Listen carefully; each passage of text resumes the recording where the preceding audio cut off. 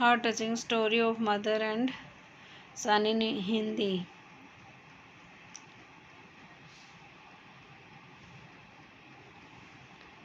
सुनील अपनी पत्नी के साथ अमेरिका में रहता है, जबकि उसकी बूढ़ी माँ अकेले इंडिया में रहती है। सुनील के पिता का 3 साल पहले देहांत हो गया था। सुनील 6 सालों से घर नहीं आया। उसकी माँ हमेशा उसके आने की उम्मीद लगाए रखती है। एक दिन सुनील का फ़ोन आया। सुनील, हेलो माँ, कैसी हो? कल मैं इंडिया आ रहा हूँ। क्या सच में? ठीक हूँ। बहू और बच्चे भी आ रहे हैं ना? पोता पोती देखने का बड़ा मन था मेरा। माँ की आंखों में जैसे एक नई चमक आ गई थी। सुनील, नहीं माँ, अभी तो सिर्फ मैं आ रहा हूँ। अब हम सभी अमेरिका में रहेंगे। मैं तुम्हें लेने आ रहा हूँ। अब हम साथ रहेंगे। तुम जितना चाहे अपने पोता पोती को खिला लेना। अच्छा माँ, फ़ोन रखता हूँ। 5 दिन के बाद मेरी इंडिया की फ़्लाइट है।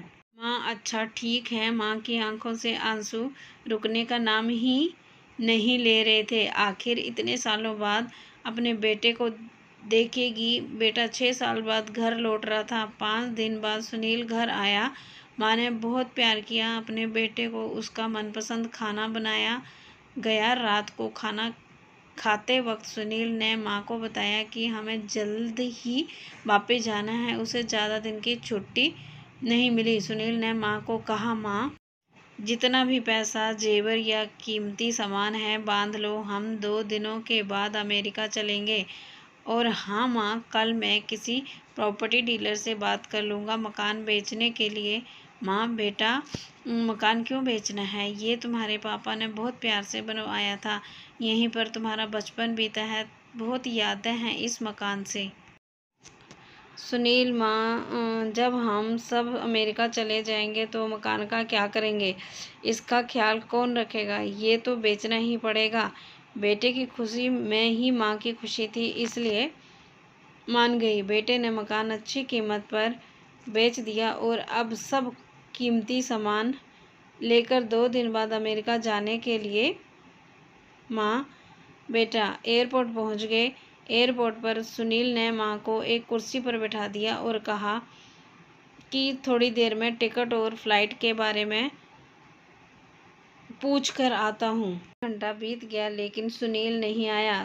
तब भी एक एयरपोर्ट के कर्मचारी ने बूढ़ी माँ को बैठे देखा तो पूछा, माँ जी, आप किसी से मिलने आई हैं? माँ, नहीं मेरे बेटा अंदर टिकट और फ्लाइट के बारे में पूछने गया है। उसका इंतज़ार कर रही हूँ। आज हम अमेरिका जा रहे हैं। कर्मचारी, लेकिन अंदर तो कोई नहीं है और अमेरिका की फ़्लाइट तो 30 मिनट पहले जा चुकी है। कर्मचारी ने बेटे का नाम और पता पूछा और अंदर कुछ पूछताछ के बाद बाहर आकर माँ को बताया कि उनका बेटा तो जा चुका है और कहा कि अब आप घर चले जाइए। इतना सुनते ही माँ की आंखों से आंसू बहने लगे। किसी तरह माँ अपने बेचे हुए घर के पते पर पहुंची और रात को वहीं सो गई। जिस नए मालिक को वो घर बेचा था, सुबह वो आया और बूढ़ी माँ ने रोते हुए उसे अपना दुखड़ा सुनाया। मकान मालिक का दिल पसीज गया और उसने बूढ़ी माँ को एक कमरा किराए पर दे दिया। कुछ दिन बाद उस मकान मालिक ने सुनील की माँ को कहा, माँ जी, अब आप अपने किसी रिश्तेदार या सगे के पास जाकर रहिए, क्योंकि अब आपकी उम्र बहुत हो गई है और कोई तो चाहिए जो आपका ध्यान रख सके। बूढ़ी माँ ने कहा, शायद मेरा बेटा अपनी माँ के बारे में सोचकर वापस आ जाए, तब उसका भी तो ध्यान रखना पड़ेगा। इतना सुनकर मकान मालिक भी रो दिया। माँ बेचारी अकेले में रोकर अपने बेटे को याद करती रह गई। दोस्तों, ज़िंदगी में आगे बढ़ने के लिए सुनील ने अपनी माँ के साथ बहुत बुरा किया, लेकिन माँ तो माँ है। वो कभी अपने बेटे का बुरा नहीं सोच सकती। उसका प्यार हमेशा ऐसा ही बना रहेगा। जो व्यक्ति अपने माँ बाप को खुश रख पाया, वो है असली पुत्र, वो है असली संतान और वो ही है सही मायने में एक अच्छा इंसान।